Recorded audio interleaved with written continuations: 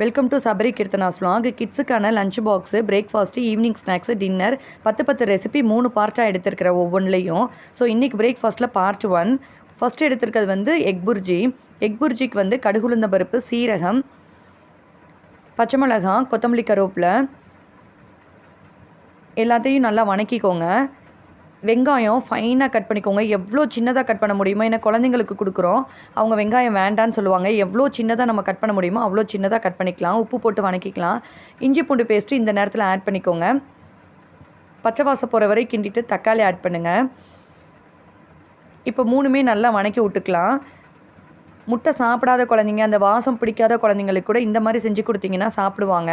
அதே same time boiled egg, omelette, half பாயிலுன்னு ஒரே மாதிரி கொடுத்தாலும் குழந்தைங்க வந்து சாப்பிட மாட்டாங்க. நம்ம கொஞ்சம் வித்தியாசமாக செஞ்சு கொடுத்தோன்னா அவங்களுக்கு வயிறு ஃபில்லிங்காக இருக்கும், டேஸ்ட்டும் நல்லாயிருக்கும். ஸோ மஞ்சப்பொடி ஆட் பண்ணிக்கிறேன். மஞ்சப்பொடி ஏன் ஆட் பண்ணுறேன்னா, கலர் நல்லா கொடுக்கும், குழந்தைங்களுக்கு உடம்புக்கு நல்லது. சளி தொந்தரவு, வயிற்றுக்குள்ளே இருக்க கிருமிகள் எல்லாமே அடிபட்டுரும் மஞ்சப்பொடி ஆட் பண்ணும்போது. குழந்தைங்களுக்கு நிறைய மஞ்சப்பொடி எடுத்துக்கோங்க.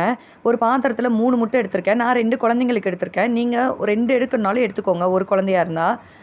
ஸோ நம்ம வணக்கி வச்சதில் இதை போட்டு கிளறி விட்டுட்டோன்னா எக் புர்ஜி ரெடி ஆயிரும். மேலாப்பில் கொத்தமல்லி, கருவேப்பிலை தூவி கொடுத்துட்டிங்கன்னா குழந்தைங்க விரும்பி சாப்பிடுவாங்க.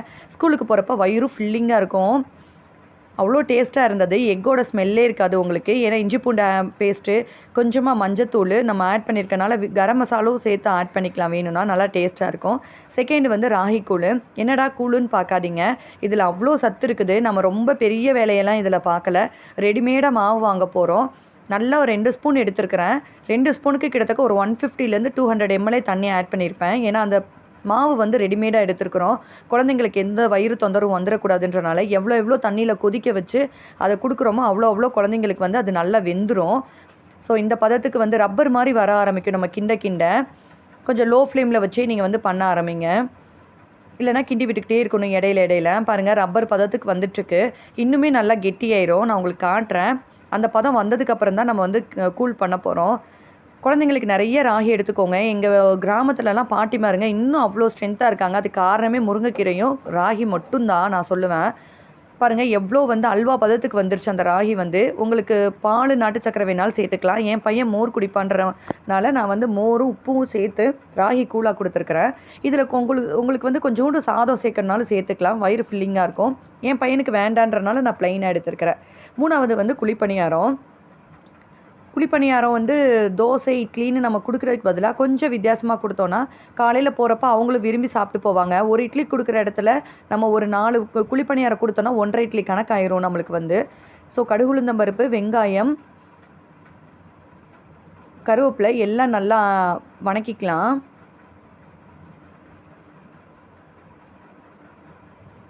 நல்லா வணக்கணும், அப்போ தான் மனம் நல்லாயிருக்கும் பணியாரத்துக்கு வந்து. குழந்தைங்க சாப்பிடுவாங்கன்னா பச்சை மிளகா போட்டுக்கோங்க. நான் கொஞ்சோண்டு பச்சை மிளகா ஆட் பண்ணியிருக்கிறேன். உங்களுக்கு வேண்டான்னா ஸ்கிப் பண்ணிக்கலாம். ஸோ நம்ம தாளிச்சதை எடுத்து இந்த மாவில் ஊற்றிக்கலாம். மாவு எப்படியும் வீட்டில் ஆண்டி வச்சுருப்போம். கொஞ்சமாக அதை குழந்தைங்களுக்குன்னு எடுத்து நீங்கள் பணியாரமாக யூஸ் பண்ணிக்கோங்க. நான் கொஞ்சம் ஒரு முட்டையும் ஆட் பண்ணியிருக்கிறேன். முட்டை வேண்டாட்டினா ஸ்கிப் பண்ணிக்கலாம். முட்டை போட்டோம்னா கொஞ்சம் சாஃப்ட்னஸ் நல்லாயிருக்கும் பணியாரத்துக்கு. அவ்வளோ சாஃப்டாக வரும் பணியாரம் வந்து. அதனால தான் முட்டை ஆட் பண்ணியிருக்கிறேன். ஸோ முட்டையை நல்லா கிளறிட்டு பணியாரம் ஊற்ற ஆரம்பிச்சிடலாம். குழந்தைங்களுக்கு கொஞ்சம் வித்தியாசமாக செஞ்சு கொடுக்கும்போது தான் சாப்பிடுவாங்க. நம்ம சாப்பிட மாட்டேங்கிறாங்கன்னா சும்மா சாப்பாடவே கொடுத்தா எந்த குழந்தையும் சாப்பிடாது. நம்மளே அப்படி தான் எப்போயாவது ஏதாவது வித்தியாசமாக கிடைக்குமான்னு பார்ப்போம். சேம் குழந்தைங்க வந்து ரொம்ப சின்ன குழந்தைங்க எல்லாருமேவும். அவங்களுக்கு கொஞ்சம் வித்தியாசமாக அவங்களுக்கு பிடிச்ச மாதிரி செஞ்சு கொடுத்தா தான் அவங்களும் விரும்பி சாப்பிடுவாங்க. பணியாரத்துக்கு எண்ணெய் தடவியாச்சு. குழி பணியாரத்தை பொறுத்தளவு ஃபுல்லாக அந்த குழியில் ஊற்றிடாதீங்க. ஒரு 3/4 இதுக்கு ஊற்றிக்கோங்க குழிக்கு. ஏன்னா பணியாரம் வந்து பொங்கும் நம்மளுக்கு.